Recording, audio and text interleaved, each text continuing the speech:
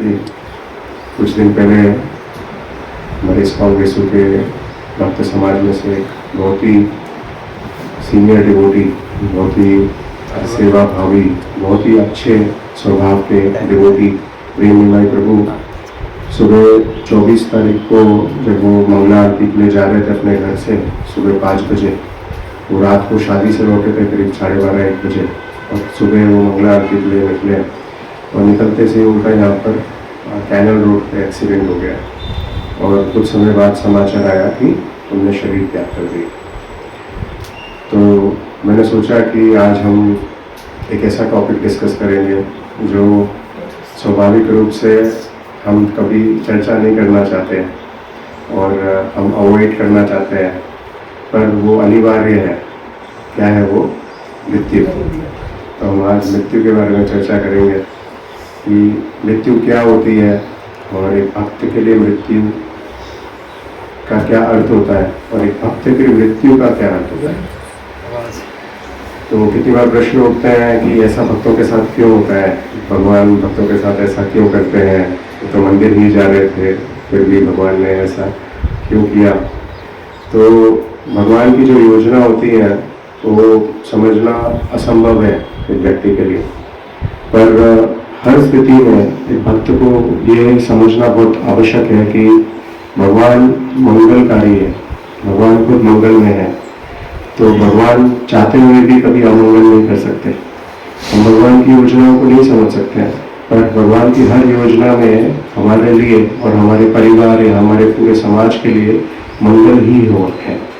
तो भक्त जो है वो इतने, जब भगवान देखते हैं, भगवान को भी अच्छे भक्तों की आवश्यकता है, तो भगवान इतने अच्छे भक्त जो होते हैं, जो इतनी सेवा कर रहे होते हैं, इतने निस्वार्थ भाव से सब कार्य कर रहे होते हैं, तो भगवान देखते हैं उनको भी, भगवान को ऐसे भक्तों की जरूरत होती है। तो मृत्यु जो है उसका हम कैसे समझ सकते हैं? मृत्यु क्या, हम जैसे अगर प्रश्न पूछें कि बुढ़ापा क्या है, तो आप लोग क्या जवाब देंगे? कि वृद्ध व्यक्ति को, किस व्यक्ति को हम वृद्ध बोल सकते हैं? हाँ, उम्र के पड़ाव तो होते हैं ना। जो उम्र में ज्यादा हो उसको हम बुढ़ा बोल सकते हैं। सब मानते हैं ये बात को? और कोई जो मृत्यु के ज्यादा करीब है। प्रभु जी, जैसे कोई 90 के पास भी पहुंच जाते हैं हमारे रिलेटिव्स हैं, पर वो हमसे भी अच्छे एक्टिव हैं, तो उनको हम वृद्ध नहीं कह सकते। हमको लगता है उनके सामने तो हम वृद्ध हो रहे हैं, ऐसा है। तो जैसा माता जी ने उत्तर दिया ना कि जो मृत्यु के नजदीक है उसको हम वृद्ध बोल सकते हैं। शास्त्र बताते हैं जो मृत्यु के नजदीक है उसको हम वृद्ध बोल सकते हैं, उसको वृद्ध बोल सकते हैं।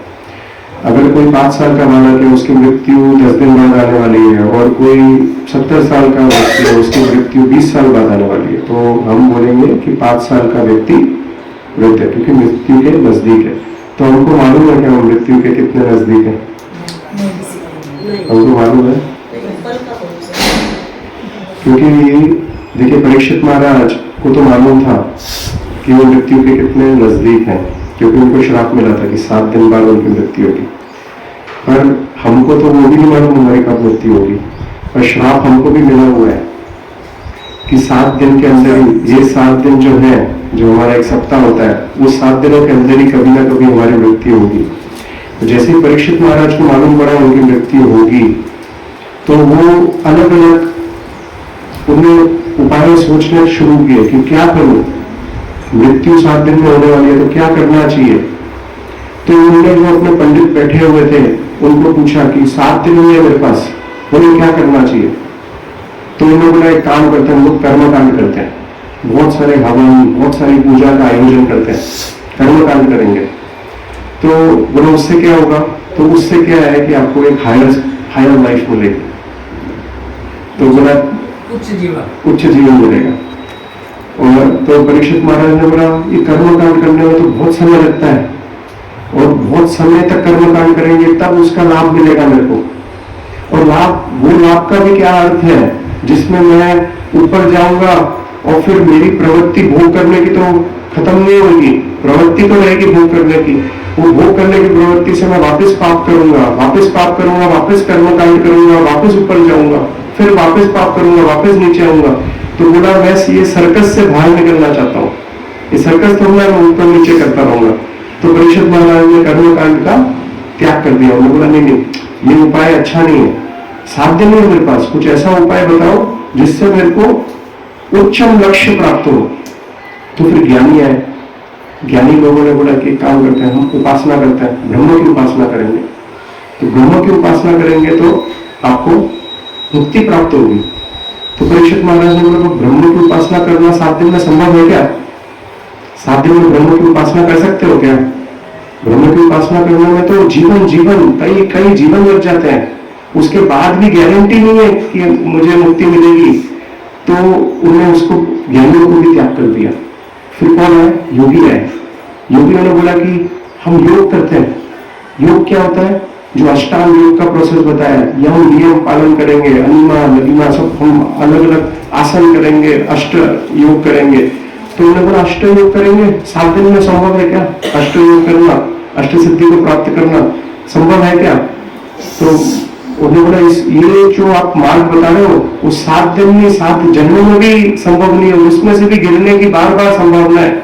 हमने देखा विश्वामित्र कैसे गिरे थे, बार बार गिरे, फिर त्रिशंकु बन गए। तो इसके लिए ये प्रोसेस बड़ा कठिन है, इसको भी मैं नहीं लूंगा। तो फिर तब उन्होंने देखा सुखदेव गोस्वामी आए हुए, वो सुखदेव गोस्वामी के पास गए। उन्हें सुखदेव गोस्वामी को बोला कि गुरुदेव मेरे पास केवल 7 ही दिन है, तो इसमें मैं क्या कर सकता हूँ भगवान की उच्चम प्राप्ति करने के लिए? तो सुखदेव गोस्वामी ने क्या बोला, 7 दिन है आपके पास, 7 दिन तो बहुत ज्यादा है भगवत प्राप्ति करने के लिए, कुछ क्षण ही पर्याप्त है भगवत प्राप्ति करने के लिए, 7 दिन तो बहुत है। तो इसके लिए मैं आपको भागवत सुनाता हूँ। बोला 7 दिन में मैं आपको भागवत सुनाता हूँ, उससे आपको भगवान के चरणों की जो प्रेम है वो प्राप्त होगा। तो सुखदेव गोस्वामी ने बोला ये सही है, क्योंकि ये प्रोसेस से जो मेरी इच्छा है वो भोगने की, जैसा जब सुखदेव गोस्वामी ने नरकों का वर्णन किया था, प्रथम 5th कैंटो के एंड में अलग अलग 27 नरकों का वर्णन किया था। तो उन नरकों का वर्णन सुनने के बाद परीक्षित महाराज बड़े चिंतित हो गए, बड़े भयभीत हो गए। उन्होंने बोला कि एक व्यक्ति जो है उसको मालूम है कि पाप करने का नतीजा क्या होगा, उसको इतना सारे नरक में वो पाप करने का जो फल है वो भोगना पड़ेगा। उसके बाद भी एक व्यक्ति जो है ये पाप करने की प्रवृत्ति से बाहर क्यों नहीं आता, वो फिर भी पाप क्यों करता रहता है? वो प्रश्न पूछते हैं, 6 कैंटो के बिगिनिंग में वो प्रश्न पूछते हैं। तो बोलते इसका उपाय क्या है? तो सुखदेव गोस्वामी बोलते हैं उपाय क्या है? कर्मकांड करो। कर्मकांड करने से क्या होता है कि पाप जो किया होता है पुण्य की प्राप्ति होती है, तो पाप का क्षय हो जाता है। तो लोग अरे कर्मकांड, सुखदेव गोस्वामी आप कर्मकांड की बात कर रहे हैं, ये कर्मकांड किस प्रकार से है? ये तो एक कुंजर शौचनम की तरह है, एक हाथी के स्नान के बराबर है। एक हाथी स्नान करने जाता है और वो शुद्ध होकर आ जाता है, पर कितनी देर तक शुद्ध रहता है? आते से ही वापस से पूरी मिट्टी अपने ऊपर डाल देता है और वापस लीन हो जाता है। तो ऐसा पाप करूं, फिर जैसा आपने देखा है कि लोग क्रिश्चियंस जो है वो चर्च में जाते हैं एवरी संडे, और एवरी संडे जाकर वो पादरी के सामने कन्फेशन करते हैं कि हे पादरी, मैंने ये हफ्ते में ये पाप किए हैं, तो प्लीज फॉरगिव मी। और वो बोलता ठीक है, ये दंड है, आपको इतने पैसे जमा कराने पड़ेंगे और आपको इस पाप से मुक्ति मिली। तो फिर क्या होता है, वो अगले संडे वापस आता है, वो बोलता है मैंने ये पाप किए। तो बोलते हैं कि ये जो पश्चाताप है, ये कोई पश्चाताप है क्या? ये पश्चाताप को परीक्षित महाराज बोलते हैं ये तो एक कुंजर शौचनम की तरह है, हाथी के स्नान के बराबर है, तो मैं इसका त्याग करता हूँ। तो बोले कुछ ऐसा बताओ जिससे प्रवृत्ति का नाश हो। तब सुखदेव गोस्वामी बोलते हैं मैं सुनना चाहता था, मैं देखना चाहता था कि आपके अंदर कितनी आतुरता है। ये मैं देखा आप त्याग कर रहे हो कर्मकांड का, मुझे बहुत प्रसन्नता हो रही है। तो तब वापस सुखदेव गोस्वामी 6 कैंटो में वापस टेस्ट करते हैं परीक्षित महाराज को। वो बोलते हैं कि देखो ज्ञान करते हैं, ज्ञान की उपासना करने से आपका क्या होगा कि जिस तरीके से पत्तियां होती है पेड़ के ऊपर वो सूख जाती हैं, और वो सूख जाती है तो उसकी वजह से इच्छा खत्म हो जाती है, उस प्रकार से ज्ञान और योग जो है वो हमारी इच्छाओं को सुखा देता है। तो तब परीक्षित महाराज वापस बोलते हैं मेरे को इच्छाओं को सुखाना नहीं है पेड़ की तरह, मेरे को जड़ का नाश करना है। सुखदेव गोस्वामी मैं ज्ञान करूंगा, ज्ञान की उपासना करूंगा और मैं योग करूंगा, उससे मेरी इच्छाएं तो सूख जाएंगी, पर इच्छाएं मरेंगी क्या, प्रवृत्त हो जाएंगी क्या, बदल जाएंगी क्या? आप वापस मुझे फंसा रहे हो। आप 6 कैंटो में पढ़िए, शुरुआत में वापस बोलते हैं आप मुझे फंसाने वाला कार्य मत बताइए सुखदेव गोस्वामी, मैं आपसे रियल बेनिफिट की बात कर रहा हूं। तो तब वो बोलते हैं अगर आपको जड़ से उसको निकालना है तो केवल भक्ति ही निकाल सकती है। केवल भक्ति के प्रोसेस से ही जो इच्छा है, जो एक व्यक्ति की भोग भोगने की इच्छा है, वो प्रवृत्त हो सकती है, वो बदल सकती है केवल भक्ति के प्रोसेस से। और वो बोलते हैं उसका साक्षात उदाहरण कौन है? फिर वो वर्णन करना कर अजामिल की कथा का वर्णन करता है कि देखो ये अजामिल जो है कितना पापी था, ऐसा कोई पाप नहीं था कि उसने नहीं किया हो, पर केवल उसने हरिनाम के आश्रय लिया और उससे उसकी सभी इच्छा बदल गई। तो हम देख सकते हैं कि हमारे जीवन में भी एक भक्त जो है वो उसका पूर्व जीवन अगर हम देखेंगे तो कई पाप करता है, कई उसकी अलग अलग कंडीशनिंग होती है, पर जैसे ही भक्तों के समूह में आता है, भक्तों के संग में आता है, भगवान के शरण में आता है, तो उसकी प्रवृत्तियां बदल जाती हैं। और प्रवृत्ति इतनी बदल जाती है कि वही व्यक्ति, जैसे सार्वभौम भट्टाचार्य का चेतन चरितामृत में प्रसंग आता है कि सार्वभौम भट्टाचार्य जो है वो इतने मुक्ति के प्रति इतने आतुर थे कि वो केवल मुक्ति को परम लक्ष्य मानते थे। और जब चैतन्य महाप्रभु ने उनको वेदांत सूत्र के ऊपर ज्ञान दिया, तो उसके बाद जब वो एक बार सार्वभौम भट्टाचार्य चैतन्य महाप्रभु के पास आकर बोलते हैं कि ये जो तत्तेनु कंपा सुसमीक्षा मानो, ये जो भागवतम में श्लोक है, इसमें अंत में वो श्लोक में क्या आता है कि मुक्ति पदे से दया भाग, कि एक व्यक्ति अगर वो तकलीफों को झेलता रहता है, भक्त तकलीफों को झेलता रहता है, तो वो मुक्ति के लिए एलिजिबल हो जाता है।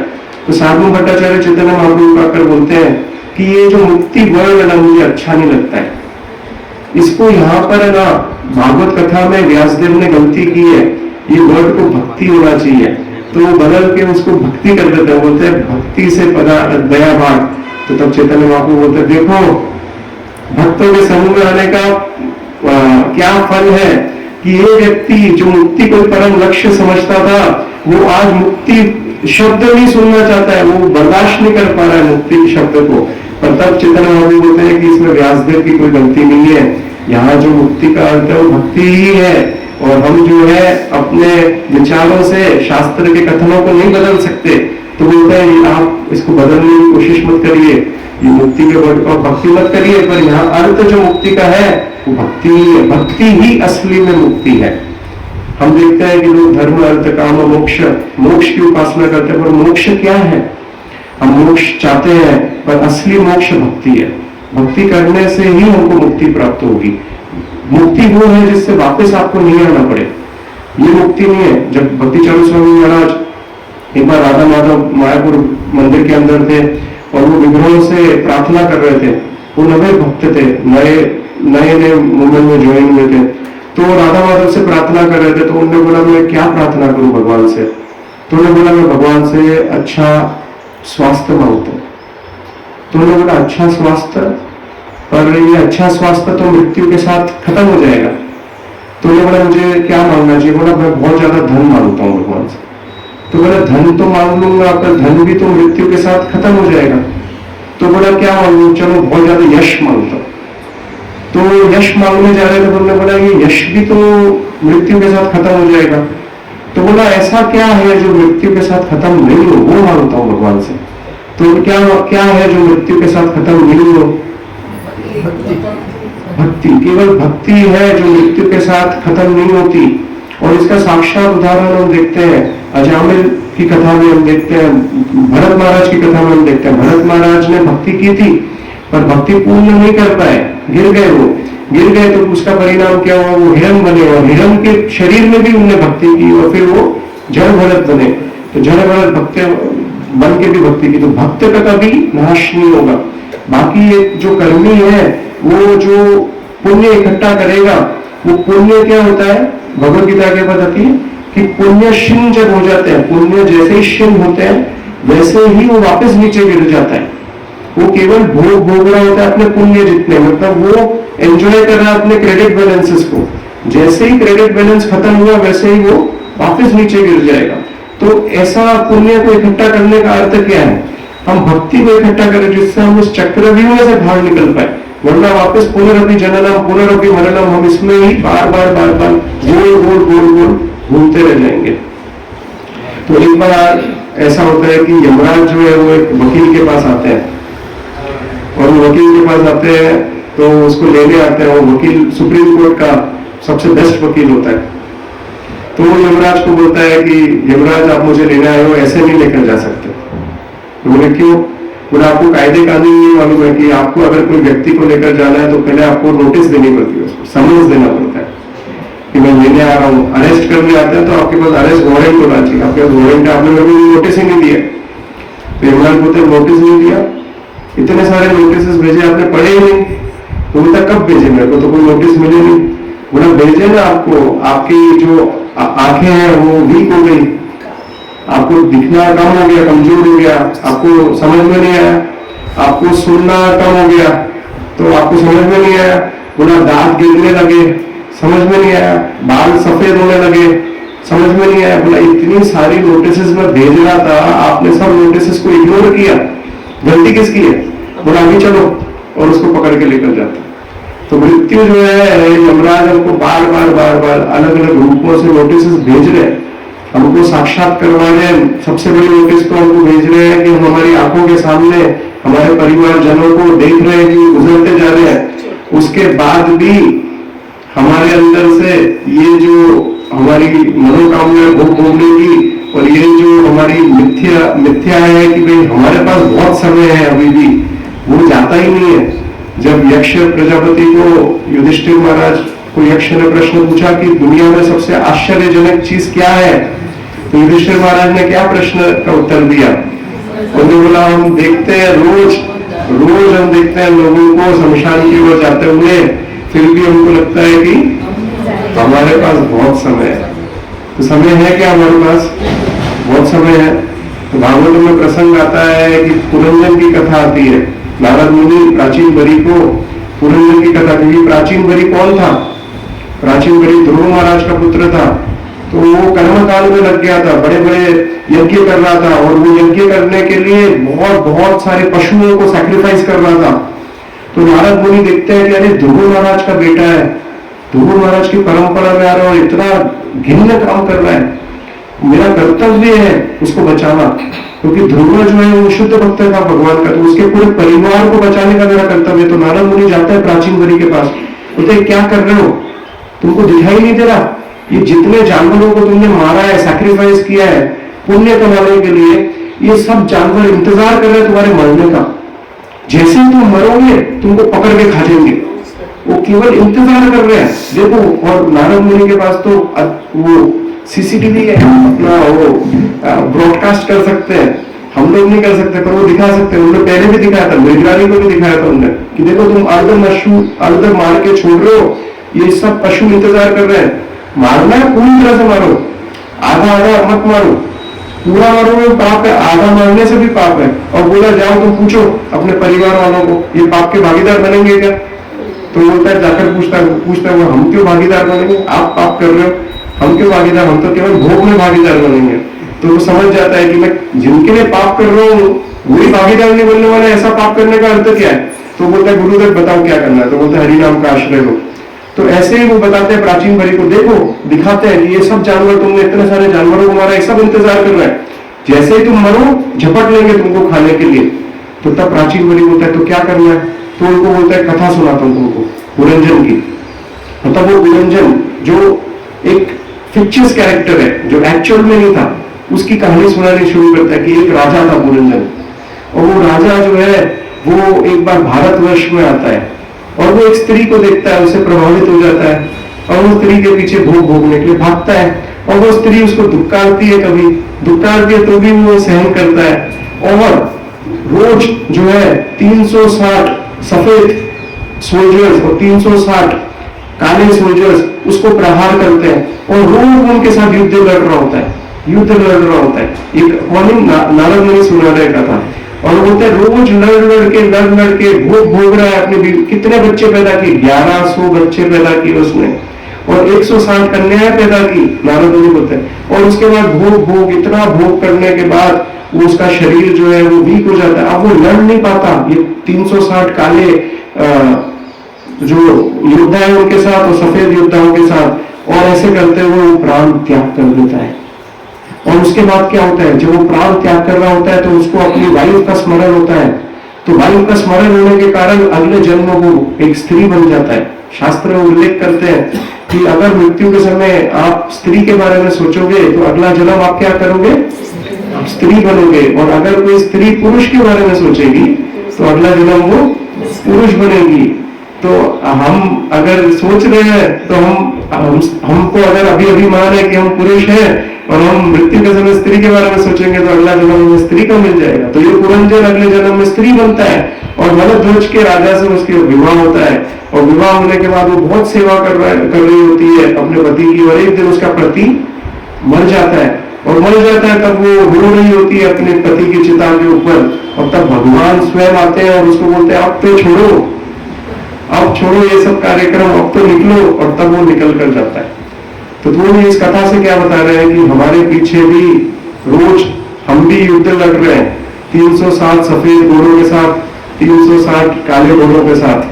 जो 360 दिन है एक वर्ष के अंदर, उनसे हम भी रोज युद्ध लड़ रहे हैं। हमने अभी पिछले वर्ष जो है 2024 के जाने का सेलिब्रेशन किया था और 2025 के आने का किया था, पर हमको समय मालूम पड़ा क्या, कितनी जल्दी चला गया मालूम पड़ा कि नहीं, 1 साल बीत गया। ऐसे जीवन बीतता जा रहा है, पर हम कर क्या रहे हैं जीवन के साथ। प्रभुपाद ने जयानंद प्रभु का जब उन्होंने शरीर त्याग किया था, जब प्रभुपाद को मालूम पड़ा उनको ब्लड कैंसर है, तो प्रभुपाद ने पत्र लिखा जयानंद प्रभु को। उन्होंने लिखा कि मैं आपके जीवन, जिस तरीके से आपने जीवन जिया है, मैं बहुत ज्यादा प्रभावित हूं उससे, मैं बहुत ज्यादा हर्षित हूं उससे। क्यों? क्योंकि बोला कि लंबी आयु तो पेड़ों की भी होती है, ऐसी आयु का क्या अर्थ जिस आयु में हम भक्ति ना कर पाए। भले आपकी आयु कम है, भले आपको ब्लड कैंसर हो गया है, आप बहुत शीघ्र ही आप मृत्यु को प्राप्त करने वाले हो, पर क्योंकि आपने अपनी जो भी छोटी आयु थी उसका उपयोग भक्ति करने में लगाया है, उससे मैं बहुत ज्यादा हर्षित हूँ। क्योंकि ऐसी लंबी आयु अगर हम प्राप्त भी कर लें, पर उस लंबी आयु के साथ हम उस समय का उपयोग नहीं करके दुरुपयोग करें तो उसका कोई अंत नहीं है।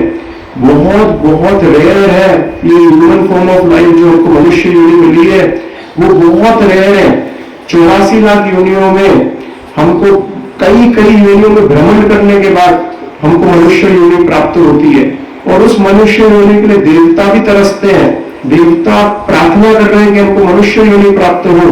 और हम केवल कर्मकांड करके अगर हम देवता बनने का प्रयास कर रहे हैं, वो देवता मनुष्य बनना चाहते हैं, क्योंकि केवल एक मनुष्य योनि ही है जिसमें हम भक्ति कर सकते हैं और इस चक्रव्यूह में से बाहर निकल सकते हैं। और अगर इस मनुष्य योनि में हमने भक्ति नहीं की तो उसका क्या परिणाम होगा, वापिस वही पुनरपि जन्म, वही हम कभी कुत्ता बनेंगे, कभी बिल्ली बनेंगे, कभी स्त्री बनेंगे, कभी पुरुष बनेंगे। तो हम ये सर्कस में घूमते रह जाएंगे, लोगों को मनोरंजन करते रह जाएंगे। क्या हम सर्कस के प्राणी हैं क्या? पर हमको विश्वास नहीं है। आप देखिए कि पूरे ब्रह्मांड के अंदर जो पॉपुलेशन है उसमें मनुष्य की पॉपुलेशन कितनी है, 650 करोड़ है टोटल ह्यूमन पॉपुलेशन, 650 करोड़ है। और पूरे विश्व में सभी जीव जंतु की पॉपुलेशन के मुकाबले ह्यूमन पॉपुलेशन खाली 5% है। भागवतम वर्णन करती है सेकंड कैंटो में, human population is only 5% of total population on this earth. और वो 95% पॉपुलेशन बिना कोई कार्य किए उनको भोजन मिल रहा है, उनको रक्षा मिल रही है, सब कुछ मिल रहा है। पर एक मनुष्य ही है, वो गधे की तरह लगा हुआ है, उसको विश्वास नहीं है कि उसको खाना मिलेगा कि नहीं मिलेगा। ये केवल एक मनुष्य है। हम गधे को गधा क्यों बोलते हैं, गधे को गधा क्यों बोला जाता है? उसको लगता है मेरा मालिक देगा तभी मेरा काम चलेगा। क्योंकि गधा जो है वो कार्य के लिए मेहनत करता है जो बिना मेहनत किए मिलता है कि नहीं? गधा मेहनत करने के बाद क्या प्राप्त करता है? सूखी घास, हरी घास भी नहीं, सूखी घास देता है मालिक, वो भी इतनी कड़ी मेहनत करवाने के बाद उसको सूखी घास प्राप्त होती है। वो सूखी घास बिना मेहनत किए भी गीली घास मौजूद है, वो जाकर चर सकता है, खा सकता है, पर वो गधा है, इसके लिए वो मेहनत करता है, वो सूखी घास खाता है। हम क्या है? हम तो गधे से भी गए गुजरे। हम भले अपने आप को मनुष्य बोल रहे हैं, पर हम गधे से भी गए गुजरे। गधा मेहनत करके सूखी घास खा रहा है, हम मेहनत करके वो घास भी नहीं खा पा रहे। भागवत वर्णन करता है कि हम कौन है, हम एक मधुमक्खी की तरह है। मधुमक्खी क्या करता है? मधुमक्खी पूरी मेहनत कर करके जो सबसे अच्छी चीज होती है मधु, उसको अलग अलग फूलों पे जाकर इतनी मेहनत करता है, उसमें से बैठ बैठ के धीरे धीरे करके चूसता है और चूस चूस के उसमें से रस निकालता है, उसका सार निकालता है और उस सार को जाकर इकट्ठा करता रहता है। जैसे हम धन को संग्रह करते रहते हैं, रोज ऑफिस जाते हैं, रोज मेहनत करते हैं, आकर पैसे इकट्ठा जोड़ते हैं जोड़ते रहते हैं। वो मधुमक्खी भी रोज जाकर फूलों में, अलग अलग फूलों में, कभी हम जा रहे हैं अंकलेश्वर जा रहे हैं, कभी बम्बई जा रहे हैं कुछ काम से, अलग अलग फूलों में जा जाकर मधु इकट्ठा करती है, यहाँ से मधु और आकर छत्ते के अंदर इकट्ठा करती है। और अंत क्या होता है? छत्ता तोड़ने वाला आता है, मधुमक्खी को मारता है और मधु लेकर चला जाता है। ये हमारे जीवन का सत्य है। हम भी सोच रहे हैं कि ये हो जाएगा, वो हो जाएगा। हम मधुमक्खी की तरह अलग अलग मधु अलग अलग तरीके से इकट्ठा किए जा रहे हैं। किसके लिए हम इकट्ठा कर रहे हैं? वो छत्ते वाले के लिए। मृत्यु आएगी, हमसे सब कुछ छीन के ले जाएगी।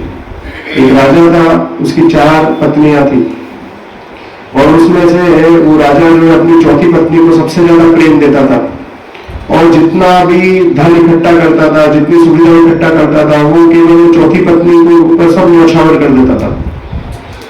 और तीसरी पत्नी के ऊपर वो उसका ध्यान रखता था, उससे अच्छे से बात करता था, उसको भी आराम देता था, पर इतना प्रेम नहीं करता था जितना वो चौथी पत्नी से प्रेम कर रहा है। और दूसरी पत्नी है, उसको इतना आराम नहीं देता था, पर उससे अपना हृदय खोल के बात करता था, उसको अपनी तकलीफें बताता था, उनसे राय लेता था, उनसे सुनता था उस पत्नी से। और पहली पत्नी जो थी उसको कभी ध्यान नहीं देता था, उसके प्रति कभी भी कुछ ना उसका ध्यान देता था, ना उसके बारे में सोचता था, ना उससे बात करता था, ना उसको कोई समय देता था। अब राजा की मृत्यु नजदीक आई, उसने देखा उसका बुढ़ापा आ गया है, मृत्यु बहुत नजदीक है, बहुत करीब है। तो राजा ने अपनी चौथी पत्नी को बुलाया, जिसको सबसे ज्यादा वो ऐश्वर्य देता था, सबसे ज्यादा आराम देता था, और उसने वो चौथी पत्नी को बोला कि देखो मैं जाने वाला हूँ, मेरी मृत्यु बहुत नजदीक है, तो तुम मेरे साथ चलोगी क्या? तो पत्नी बोलती है कि अच्छा मृत्यु नजदीक है, देखो अब तुम मेरे कोई काम के भी नहीं हो, तो बोला मैं तुमको मृत्यु तक भी क्यों इंतजार करूं, मैं अभी छोड़ के जाती हूँ। तो वो छोड़ के चली जाती है। अब वो राजा इतना उसको सदमा पहुंचता है कि मैं पूरा जीवन जो है मैंने इसके लिए खर्च कर दिया, मेरा सब कुछ मैंने जितना भी इकट्ठा किया मैंने इसके लिए किया, और ये मेरे को मेरी मृत्यु से पहले ही छोड़ के चली गई। तो तीसरी पत्नी को बुलाता है, वो उम्मीद करता है तीसरी पत्नी तो अच्छी होगी, तो तीसरी पत्नी को बुलाता है, बोलता है कि मेरी मृत्यु नजदीक है, तो तुम मेरे साथ चलोगी क्या? तो तीसरी पत्नी क्या बोलती है, बस तुम मर जाओ, तुम्हारे मरते से ही दूसरी शादी कर लूंगी, मैं इतना सहयोग करूंगी तुम्हारा कि बस तुम्हारे मरने तक तुम्हारे साथ रहूंगी, पहले वाले की तरह नहीं करूंगी, तुम्हारे मरने से पहले छोड़ के चली जाओ, तुम मर जाओ, मरते से ही जो है मैं दूसरी शादी कर दूंगी। तो राजा को और सदमा पहुंचता है, वो तो चलो दूसरी वाली तो अच्छी होगी। वो दूसरी वाले को बुलाती है, वो दूसरी वाली आती है, बोलती है कि देखो मैं क्या करूंगी, तुम्हारा केवल मृत्यु, केवल शमशान तक मैं तुम्हारे साथ रहूंगी, उससे आगे मैं तुम्हारे साथ नहीं जा सकती, शमशान तक मैं तुम्हारे साथ आऊंगी, उससे आगे नहीं आऊंगी। तो राजा बोलता है, हिम्मत हार जाता है, वो पहली पत्नी को बुलाता है। पहली पत्नी दौड़ती हुई आती, बोलती है राजा मैं तुम्हारे साथ सदैव रहूंगी, तुम जहां जाओगे वहां भी तुम्हारे साथ रहूंगी। तो राजा को समझ में आता है, जिसको मैंने सबसे ज्यादा धिक्कारा था, जिसको मैंने कभी समय नहीं दिया था, वो मेरे साथ हमेशा रहने वाली है। तो ये 4 पत्नियां कौन है?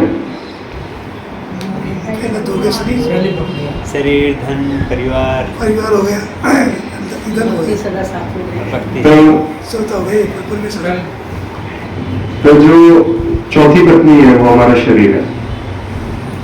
ये शरीर जो है वो जब तक हम उसको ऐश्वर्य दे रहे हैं, जब तक सुख सुविधाएं दे रहे हैं, तब तक वो हमारे साथ है, और शमशान तक भी, मतलब हमको पहले ही जो आत्मा है वो छोड़ के चली जाती है, तो शरीर त्याग हो जाता है।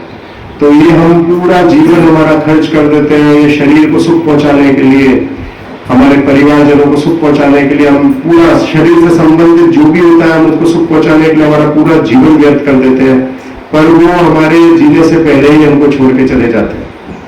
तीसरा क्या है? धन है। धन क्या है? वो बोलता है कि देखो, जब तक आपके पास आप जिंदा हो तब तक आपके साथ हो, जैसे ही मरोगे मैं दूसरे ही शादी कर लूंगा, दूसरे के पास चला जाऊंगा। तो जैसे ही मृत्यु होती है वैसे ही आपका कमाया हुआ जितना भी धन है वो दूसरे के नाम पे ट्रांसफर हो जाता है, वेट नहीं करता है, immediately with death immediately it changes hands. उसका जो मालिक होता है वो बदल जाता है। आपको लगता है आप मालिक हो, लग रहा है आपको, इकट्ठा तो अपने लिए कर रहे हो, अभिमान भी है, स्वाभिमान भी है आपको, मेरे पास इतना धन है, मेरी नेटवर्थ इतनी है, पर वो किसका है? भागवत बताता है शरीर भी अपना नहीं है। भागवत में प्रसंग आता है जहां बोलते हैं शरीर का असली मालिक कौन होता है? सुखदेव गोस्वामी बोलता है असली मालिक होता है जिसको शरीर प्राप्त हो। शरीर किसको प्राप्त होता है? अंत में वो बोलते हैं कीड़े मकोड़ों को प्राप्त होता है, कीड़े मकोड़े खाते हैं शरीर को, और अगर जलाया जाता है तो राख को प्राप्त होता है। तो असली मालिक कौन है शरीर का? आपको लग रहा है आप है, पर असली मालिक कीड़े मकोड़े आपके शरीर के। भागवत में सुखदेव गोस्वामी तो बड़ा कठोर बोलते हैं, बोलता है आपको लग रहा है आप मालिक हो, धन के तो मालिक हो ही नहीं, अपने शरीर के भी मालिक नहीं हो। तो धन जो है इकट्ठा कर रहे हैं, पर वो धन पराया स्त्री की तरह है, वो लॉयल नहीं है। जैसे ही शरीर त्याग करोगे वैसे ही वो दूसरा मालिक को स्वीकार कर लेगी। तो उसके लिए भी हम इतना प्रयास कर रहे हैं धन संग्रह करने का, पर भागवतम बोल रहे हैं वो मालिक बदल देगा, तुरंत मालिक बदल देगा, वो वेट भी नहीं, इमीडिएटली जैसे ही डेथ होगी वैसे ही मालिक बदल जाएगा। दूसरी पत्नी कौन है? हमारे परिवारजन, जिसमें हम जो हमारी मदद करते हैं, हमको अच्छी गाइडेंस देते हैं, सब कुछ करते हैं, पर वो मदद नहीं कर सकते हमारी। ज्यादा से ज्यादा वो शमशान तक आ सकते हैं, उससे ज्यादा कुछ नहीं कर सकते हमारा। तो हमको समझना चाहिए परिवारजन अच्छे हैं, दोस्त मित्र सब अच्छे हैं, पर उनकी एक सीमा है, वो केवल शमशान तक ही हमारा साथ दे सकते हैं। और पहली पत्नी कौन है? भक्ति, जो कभी उनको नहीं छोड़ेगी।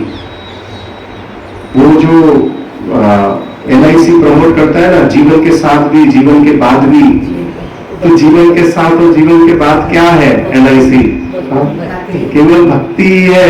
योगक्षेम वहाम्यम, केवल भक्ति ही ये कर सकता है कि जीवन के बाद भी हमको कुछ देगा। जो भगवत प्रेम है जिसके लिए हम प्राप्ति करने की कोशिश कर रहे हैं, जीवन के बाद वो केवल भक्ति ही है, और उसको हम सबसे ज्यादा इग्नोर करते हैं, उसको हम सबसे ज्यादा धिक्कारते हैं। कभी भी कोई भी कुछ भी हमारे जीवन में कोई कुछ भी हो जाता है तो सबसे पहले हम क्या करते हैं? प्रोग्राम अटेंड करना बंद करते हैं, माला छोड़ देते हैं, भागवतम का ग्रंथ रीडिंग छोड़ देते हैं। सबसे ज्यादा अगर जीवन में कुछ भी हो गया, कोई परिवारजन भी अगर बीमार हो गए, कुछ हो गए, कोई प्रोग्राम, वेडिंग प्रोग्राम कोई हमारे घर में हो गया, तो सबसे ज्यादा निरादर, सबसे ज्यादा मतलब थर्ड प्रायोरिटी, सबसे ज्यादा हम कम प्रायोरिटी किसको देते हैं? भक्ति को देते हैं। हम भक्ति कर तो रहे हैं, पर भक्ति को हम प्राथमिकता नहीं देते हैं बिल्कुल भी। जो हमारे साथ हमेशा रहने वाली है, जो लॉयल है, जो सबसे ज्यादा पतिव्रता जो है वो कौन है? वो भक्ति ही है, पर हम उसके साथ सबसे ज्यादा दुर्व्यवहार करते हैं। तो इसके लिए हमको जीवन में समझना चाहिए कि ये जीवन हमको बहुत कम समय के लिए मिला है। परीक्षित महाराज ने प्रश्न पूछा भागवतम में 1.19.24 में परीक्षित महाराज केवल 2 प्रश्न पूछते हैं सुखदेव गोस्वामी को, और ये 2 प्रश्नों के उत्तर में पूरी भागवतम सुखदेव गोस्वामी वर्णन करते हैं। 2 ही प्रश्न है, बोले कि सभी जीवों के कल्याणकारी कार्य क्या है, और दूसरा प्रश्न क्या पूछता है कि मरने वाले व्यक्ति का सबसे बड़ा कर्तव्य क्या है। खाली 2 प्रश्न पूछे, एक 19-24 में, और उसके वर्णन में 2nd कैंटो से लेकर पूरा 12th कैंटो तक सुखदेव गोस्वामी वर्णन शुरू करते हैं। यही 2 प्रश्नों का उत्तर है भागवतम, कि सभी जीवों के लिए कल्याणकारी कार्य क्या है, और स्पेशली उसमें जो व्यक्ति मरने वाला है, जो मृत्यु के बहुत नजदीक है, उस व्यक्ति को क्या करना है। ये दोनों प्रश्नों का एक ही उत्तर है। क्या उत्तर है? भक्ति करना। पर भक्ति करना क्या है? भक्ति तो हमने सुन लिया, भक्ति करना है, पर भक्ति की परिभाषा क्या है?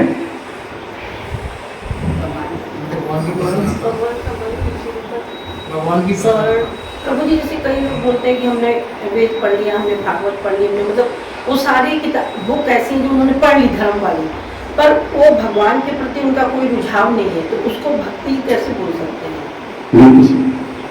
आपके प्रश्न में ही आपका उत्तर है, उसको भक्ति नहीं बोल सकते, क्योंकि जो चीज भगवान एक्चुअली जो चीज आप अभी हम फर्स्ट 1.2.8 में आया था कि श्रम एवं केवलम, कोई भी कार्य एक व्यक्ति अगर करता है और वो कार्य करने के बाद अगर उसके मन में भगवान के प्रति भक्ति नहीं उत्पन्न हुई है तो वो केवल श्रम एवं ही केवलम है। कोई भी कार्य हो, कोई भी कार्य करने से उसका कोई भी कार्य करने का उद्देश्य होना चाहिए कि हमको भगवान के प्रति प्रेम उत्पन्न हो, भक्तों के प्रति प्रेम उत्पन्न हो, और अगर वो कार्य करने से अगर हम वो प्रेम उत्पन्न नहीं कर पा रहे हैं तो वो कार्य जो है वो श्रम एवं ही केवलम है, वो केवल हम यूजलेस एंडेवर कर रहे हैं, गधे के माफिक। और दूसरी ओर सुखदेव गोस्वामी बोलते हैं कि कोई भी कार्य आप करो और वो कार्य करने से अगर आपके मन में भगवान के प्रति प्रेम उत्पन्न हो रहा है तो वो कार्य भक्ति है। अब आपको बोलेंगे कि कोई व्यक्ति व्यापार कर रहा है तो भक्ति है कि नहीं है, है कि नहीं है? वो व्यापार कर रहा है और वो व्यापार करके जो धन संग्रह कर रहा है वो भगवान और भक्तों की सेवा में उपयोग कर रहा है तो भक्ति ही है। और अगर कोई व्यक्ति ग्रंथ पढ़ रहा है और ग्रंथ पढ़ने के बाद भी उसको भगवान के लिए प्रेम उत्पन्न नहीं हो रहा है तो क्या है? वो केवल अपने मिथ्या अहंकार को बढ़ाने का एक साधन है। सुखदेव गोस्वामी वर्णन करता है कि विद्या विनय संपन्न, कि विद्या से विनय का उत्पन्न होना चाहिए। अगर विनय का उत्पन्न नहीं होगा तो अहंकार का उत्पन्न होगा। एक बार ऐसा हुआ था कि राधानाथ महाराज के पास कुछ संस्कृत स्कॉलर्स आए थे और उनमें संस्कृत स्कॉलर्स डिस्कस कर रहे थे महाराज से कि हम एक बहुत बड़ा महाभागवत विद्यालय बनाने वाले हैं और उस महाभागवत विद्यालय में हम संस्कृत सिखाएंगे बच्चों को और वो लोग संस्कृत में पंडित बन जाएंगे। तो महाराज ने बोला कि पंडित तो बन जाएंगे पर क्या वो विनम्र बन पाएंगे? क्योंकि कितनी बार विद्या से अहंकार आ जाता है और वो अहंकार एक व्यक्ति का नाश कर देता है। तो केवल विद्या ही इकट्ठा करना एक मनुष्य का लक्ष्य नहीं है। विद्या का अर्थ है कि उसको विनम्रता आए। चेतन भागवत में एक श्लोक आता है कि वो बोलते हैं कि फलवंत वृक्ष गुणवंत जन, वो बोलते हैं फलवंत वृक्ष, जो वृक्ष फलों से लदे हुए होते हैं, और गुणवंत जन, जो जन मतलब जो व्यक्ति गुणों से लदे हुए होते हैं। फलवंत वृक्ष यार गुणवंत जन, नम्रता ताहार स्वभाव पर अनुक्षण।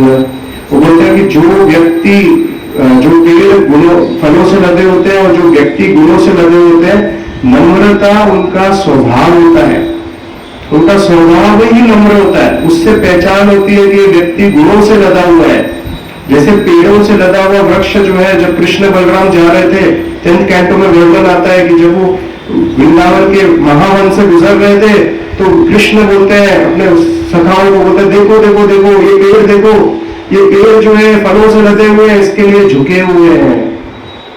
जो पेड़ झुके हुए फलों से लदे हुए होते हैं वो हमेशा झुके हुए होते हैं, और जो पेड़ों में फल नहीं होते वो हमेशा खड़े हुए रहते हैं। और बोलते हैं जब आंधी तूफान आता है तो सबसे पहले कौन से पेड़ जड़ से खींच के बाहर निकल जाते हैं? जो खड़े हुए होते हैं, जो फलों से लदे हुए नहीं होते। तो यही महाराज बोल रहे थे कि देखो आप संस्कृत पाठ तो सिखा दोगे, सब कुछ सिखा दोगे, पर अगर ये पाठ सीखने के बाद अगर उनमें विनम्रता नहीं विकसित होगी तो वो विद्या का कोई अर्थ नहीं होगा। तो जब कोई व्यक्ति के जीवन में तूफान आता है और अगर वो विनम्र नहीं है तो जड़ से खत्म हो जाता है, व्यक्ति वो तूफान को नहीं झेल पाता है। इसके लिए शास्त्र हमको बता रहा है कि शास्त्र पढ़ने का अर्थ क्या है। शास्त्र पढ़ने का अर्थ है कि भगवान के भक्तों के प्रति हम शरणागत हो, अभी कुछ दिन पहले मैं प्रवचन दे रहा था, मैं बता रहा था कि देखो भगवान की सेवा करना तो बहुत सरल है, बहुत सरल है भगवान की सेवा करना। सरल है कि नहीं? हर किसी के लिए बहुत सरल है माता जी, कुछ बोलते ही नहीं भगवान। कुछ गलत करोगे बोलेंगे क्या? आपने अच्छे से ड्रेसिंग नहीं की बोलेंगे? अगर ड्रेसिंग ही नहीं की आपने, भगवान को मिलाया ही नहीं, बोलेंगे कुछ? यार मेरे को क्यों नहीं मिलाया? अच्छा भोग नहीं बनाया, बोलेंगे कुछ? ठंडा भोग अर्पण कर दिया, बोलेंगे भगवान कुछ? गरम, एकदम तेज तेज गरम भोग अर्पण कर दिया, भगवान कुछ बोलेंगे? नहीं बोलेंगे। आपने फूल माला नहीं अर्पण की, कुछ बोलेंगे भगवान? नहीं बोलेंगे। तो भगवान को प्रसन्न करना बहुत सरल है, पर भक्तों को प्रसन्न करना बहुत कठिन है। पर भक्ति क्या है? भगवान भागवतम में सुखदेव गोस्वामी बोलते हैं कि अगर कोई व्यक्ति भगवान को अर्च विग्रह के रूप में देखता है और भक्तों का निरादर करता है, वो सबसे थर्ड क्लास, सबसे निम्न कोटि का भक्त है। उसने भक्ति समझी नहीं है क्या है, क्योंकि भगवान बोलते हैं कि मैं मेरे भक्तों के द्वारा जीता हूं, मेरे भक्तों के द्वारा खाता हूं, मैं मेरे भक्तों के द्वारा चलता हूं, मैं मेरे भक्तों में वास करता हूं। तो हम भगवान को प्रसन्न करना है, अगर हमारी इच्छा है कि हम भगवान को प्रसन्न करें, तो हम कैसे कर सकते हैं? भक्तों को प्रसन्न करके कर सकते हैं। और अगर हमारी भक्ति का मापदंड क्या है, अगर हमारी सेवा से, अगर हमारे आचरण से, अगर हमारे व्यवहार से, अगर हमारी वाणी से, अगर हमारे जप से भक्त प्रसन्न है, तो हम समझ सकते हैं कि हमारे से भगवान भी प्रसन्न है। और अगर हम भक्तों को प्रसन्नता नहीं दे पा रहे, तो आप ये समझ लें कि हम भगवान को भी प्रसन्नता नहीं दे पा रहे। एक बार ऐसा हुआ था राधा गोपीनाथ मंदिर में, कुछ माताएं जो है फूल माला भगवान के लिए बना रही थी, और फूल माला बनाते बनाते कुछ माताओं का मत था कि भगवान को इस तरीके के रंग के फूल अर्पण करने चाहिए माला में, इस तरीके से माला बननी चाहिए, और कुछ माताओं का मत था नहीं, इस तरीके से माला बननी चाहिए। और वो मतभेद इतना बढ़ गया कि उनमें कुछ झगड़ा हो गया, और बात महाराज तक पहुंची, राधानाथ महाराज तक। तो राधानाथ महाराज ने बोला कि ये माला जो माताएं मिलकर बना रही हैं और झगड़ा कर रही हैं, जब ये माला राधा गोपीनाथ को अर्पण की जाएगी तो गोपीनाथ को माला फूलों की नहीं कांटों की लगेगी, क्योंकि ये पहन के गोपीनाथ के शरीर को चुभेगी वो माला, क्योंकि भक्तों के बीच में सामंजस्य नहीं है, ये स्वीकार नहीं कर पाएंगे। इसके लिए एक बार ऐसा हुआ कि किचन में प्रसाद बन गया था, और प्रसाद बनते बनते कुछ भक्तों में झगड़ा हो गया। तो महाराज तक बात पहुंची, तो महाराज ने बोला कि ये जो प्रसाद जब गोपीनाथ को अर्पण किया जाएगा, तो वो पूतना के स्तन पे जो दूध पूतना पिला रही थी, पर विष था, वो विष के समान होगा, गोपीनाथ उसको विष के समान स्वीकार करेंगे। तो अगर भक्तों के समूह के अंदर हम हैं और भक्तों के बीच में हम झगड़ा कर रहे हैं, तो वो भगवान को वो चीज हम उनको खुश नहीं कर पाएंगे। तो भक्ति का अर्थ है भक्त। भक्ति भक्त के बिना नहीं हो सकती है। हम सोचे कि भक्ति हम कर लेंगे भक्तों के बिना, भक्तों को प्रसन्नता किए बिना हम भगवान को प्रसन्न कर देंगे, तो वह असंभव कार्य है। तो इसके लिए मृत्यु हमारे बहुत नजदीक है, और मृत्यु कभी भी कोई भी क्षण आ सकती है।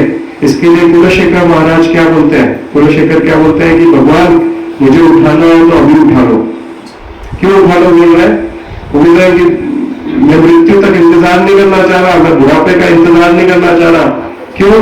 वो बोल रहे हैं कि अभी तो मेरा शरीर स्वस्थ है, अभी मेरी चेतना स्वस्थ है, अभी मैं आपको याद कर पा रहा हूं, पर जब कफ वित्त और वात मेरे शरीर में भर जाएगा तो मैं कैसे याद कर पाऊंगा? शास्त्र बताते हैं कि जब मृत्यु आती है तब 40,000 बिच्छू के डंक मारने की पीड़ा होती है शरीर को। एक बिच्छू डंक मारता है तो करंट लग जाता है पूरे शरीर के अंदर। आप सोचिए 40,000 बिच्छू एक साथ डंक मारेंगे, उस समय आप याद कर पाओगे क्या भगवान को? अभ्यास होगा तो कर पाएंगे। हाँ, अभ्यास होगा तो कर पाएंगे। ये तो अभ्यास कैसे होगा? अभ्यास कैसे होगा? नाम जप से रोज करने से होगा। हम सोचे कि हम अंतकाल में तो याद कर लेंगे भगवान को, तो अंतकाल में याद कर पाएंगे क्या? नहीं कर पाएंगे। प्रतिदिन हमको भगवान के नाम का स्मरण करना पड़ेगा, जप करना पड़ेगा, तभी मृत्यु के समय हम स्मरण कर पाएंगे भगवान का।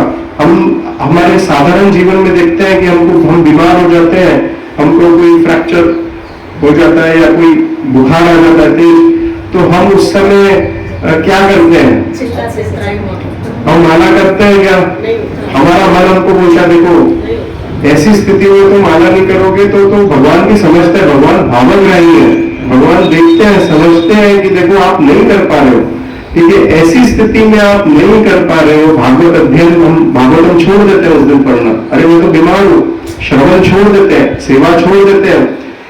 पर उस समय पे जो छोटी सी एक परिस्थिति हमारे जीवन में आए उसमें हम त्याग कर देते हैं। आपको क्या लगता है मृत्यु के समय कितनी गंभीर परिस्थिति होगी?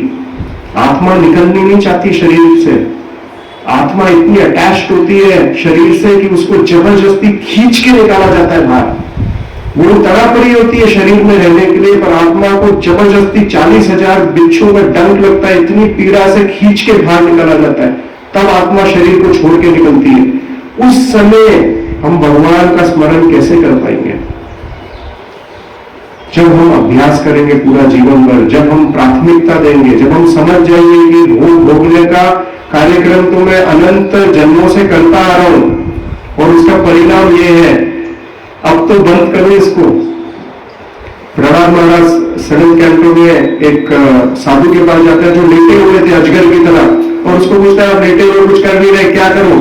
तो बोलते देखो इतने जन्म जिस तरीके से एक पत्ता होता है वो पानी में गिर जाता है और वो पानी में बहते बहते वो कभी उल्टा होता है, कभी सीधा होता है, उछलता रहता है, ऊपर नीचे उछलता रहता है।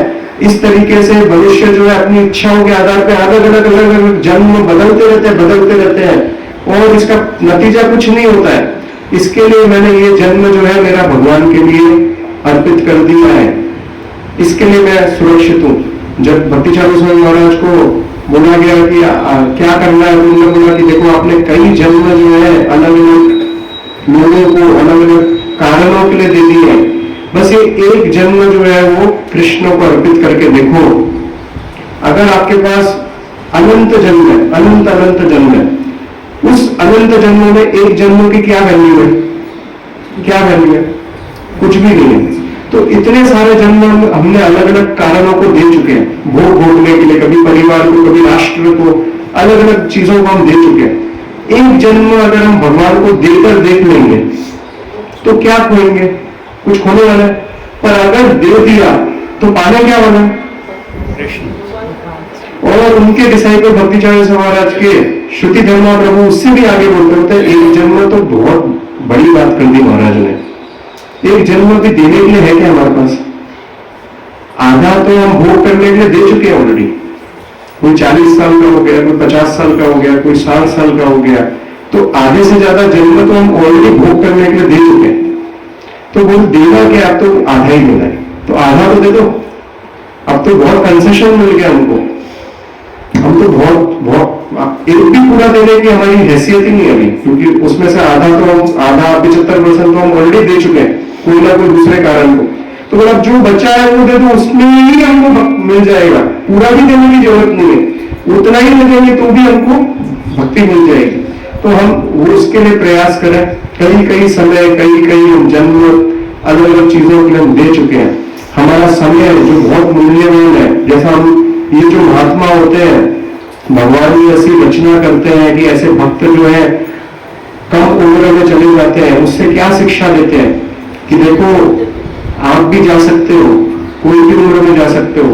और इसके लिए भगवान हमको बार बार अलग अलग तरीके से सचेत करते हैं हमारे जीवन में ऐसी घटनाएं करके, जिससे हम सचेत हो जाए, हम भक्ति को बहुत प्राथमिकता से लेकर अपने जीवन के अंदर, और भक्ति करके हम वापस भक्तों को प्रसन्न करके भगवान के प्रेम की प्राप्ति करें। हरे कृष्ण। नाम दूंगा, कोई प्रश्न हो तो पूछ सकते हैं, कुछ ऐड करना चाहे तो ऐड कर सकते हैं। जी जैसे आजकल इतनी अकाल मृत्यु होती है और फट से चले जाते हैं, तो वो क्या है? अच्छे तो जैसे एक सेकंड में चले जाते हैं ना, कुछ रोग नहीं होता। तो शास्त्र में ये वर्णन करते हैं कि जो व्यक्ति तिलक धारण करता है, रोज तिलक लगाता है, उसकी कभी अकाल मृत्यु नहीं हो सकती। तो कितनी बार जैसे कोई भक्त का एक्सीडेंट होता है तो हमारे मन में विचार आता है कि एक्सीडेंटल डेथ हुई है, तो अनटाइमली हुई है, अकस्मात हुई है। तो ये इसका क्या परिणाम होगा। पर सबसे पहला बात तो एक निश्चित है, शास्त्र में वर्णन है कि भक्त के जीवन में जो भी घटनाएं होती है वो पर्सनली सैंक्शन होती है भगवान के द्वारा। उसके कर्मों के आधार पे कोई भी घटनाएं घटती नहीं है, भगवान पर्सनली सैंक्शन करता है। पर्सनली सैंक्शन मतलब भगवान के हस्ताक्षर लगेंगे अगर भक्त के जीवन में कोई घटना घटनी है तो उसके कर्मों के आधार पे नहीं होने वाली है।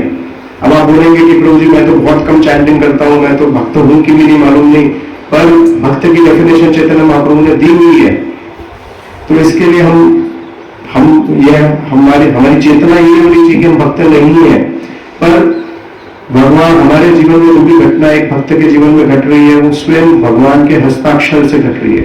तो ऐसा कभी भी नहीं हो सकता कि एक भक्त के जीवन में अकस्मात कुछ हो, वो भगवान के सैंक्शन से ही हो रहा है। दूसरी बात, अपार्ट एक्सीडेंटल डेथ जो है वो भगवान के द्वारा सैंक्शन करके डिजाइन हुई है। एक व्यक्ति अगर तिलक धारण करता है रोज तो उसकी कभी भी अकाल मृत्यु नहीं हो सकती है। हम तिलक धारण करने के कई कारण है, उसमें से एक कारण बताया गया है कि अकाल मृत्यु नहीं होगी अगर आप तिलक धारण करेंगे। तो अगर आप चाहते हैं कि आप लोग की अकाल मृत्यु नहीं हो तो आप क्या करो, भगवान का वैष्णव तिलक रोज धारण करो।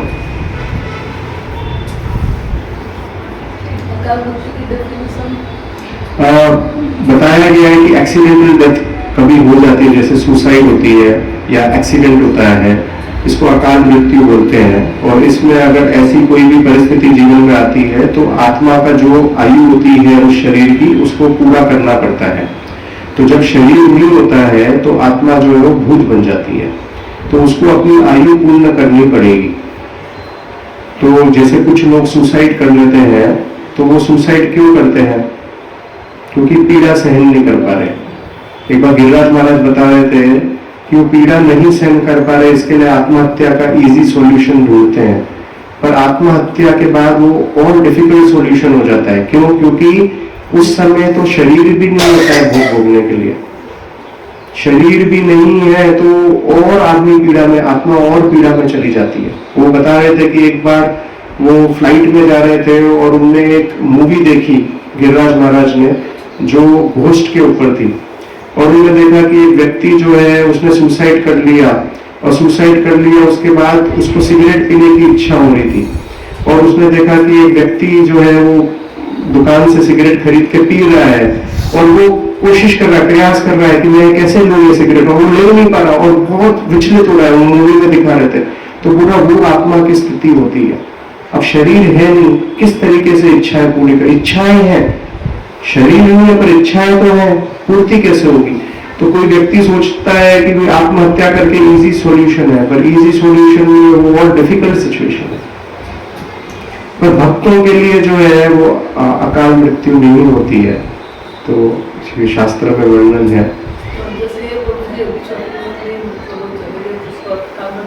नहीं, भगवान के द्वारा सैंक्शन किया हुआ है।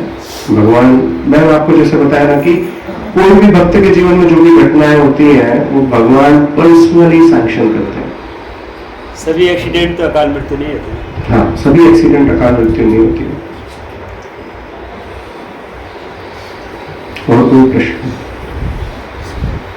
संविधान के लिए